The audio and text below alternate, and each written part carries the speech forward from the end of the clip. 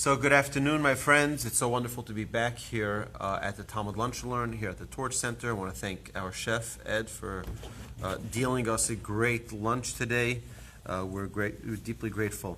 In this week's Parsha, Parshas Aryeh, we mentioned at the beginning of this week the blessing and the curse that one could choose. And if you look at the verses, it's really extreme opposites that you see, and it's it's stark contrast between the blessing and the curse. And if you look, it says, "V'hayim shamoa tishma'u tishma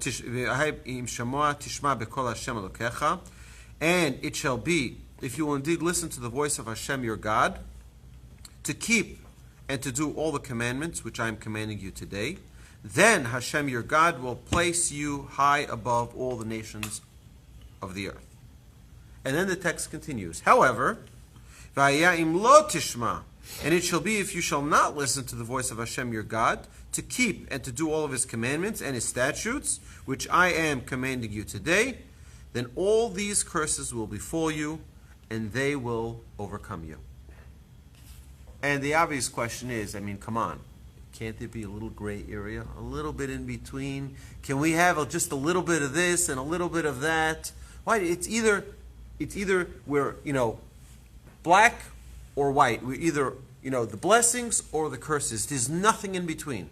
Can we just be a little shade of gray here, a little in between, so that it's not that stark of a contrast? And our sages go into a great discussion as to is there or is there not a middle ground when it comes to Torah, when it comes to observance of mitzvahs. So I think there's a couple of fundamental principles we need to understand that in Judaism, many people feel like, hey, you know what, if I can't keep all of Shabbos, I shouldn't keep any of it. And that's a huge mistake. If I can't keep everything kosher, I shouldn't keep any of kosher. And it's a grave mistake, because we have to realize that we are all on a mission in life to become the greatest we can be. And to say, you know what, I will never be the greatest swimmer, so why even bother swimming? If I'll never be the greatest philanthropist, why should I give any charity? That's not the way it works. Whatever you can do, you should do. The Torah is telling you these two opposite sides of all blessing versus all curse are, if a person is dedicated to the area of growth, if a person says, you know what, I'm going to do the absolute best I can, versus someone who says, I'm not interested, I'm not even going to try. And I think that we need to recognize that God rewards our efforts, not our results.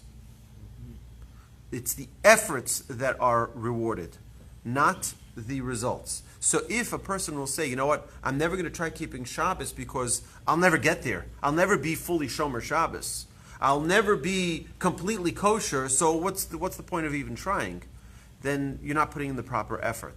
But if a person says, you know, I'll do whatever I can do, it's the investment, the effort, the time, I'm going to try my best to get there, that is what is rewarded. And again, it is pretty stark, it is pretty serious of a contrast between the blessings and the curses. But Judaism is not an all or nothing. It's not an all. It's one of the biggest misconceptions Jews have about Judaism, is that it's all or nothing. You're either in or you're out. Well, from these verses, you're either in or you're out in effort. But if you put your effort in to grow and to change and to become a better person in your Judaism, to become more committed, to learn more, to grow more, to attend such classes, and to encourage other people to attend these classes. So what happens is that we're putting our best foot forward in the way that we're showing to the Almighty. We're trying to do everything in our ability to take that next step in our growth. Yeah, I may not be there completely ever in my lifetime. But you know what? Just because you're not going to know every book in the library doesn't mean you shouldn't take out a book and learn it. Right? Our Torah study, yeah, we may not be the greatest Torah scholars where we know every single midrash and every single verse and every single commentary, but it doesn't mean we don't try and study it. We do take every effort we have to try and learn and grow and change and become the best people we can be. So the Torah is here to remind us we have an obligation, and it's a serious obligation. Yeah, as Jews, God says, listen, you're going to be held accountable. And that's what the Torah is telling us here. There is accountability. There is no gray area when it comes to accountability. You will be held accountable on your efforts. So let's go get them. And God should bless us all, that we should all be blessed only with the blessings that are listed in the Torah, and not, God forbid, with any of the other things that aren't blessings. Thank you, and have a lovely Shabbos, my dear friends. Please like, share, and comment on these videos. Have a terrific Shabbos.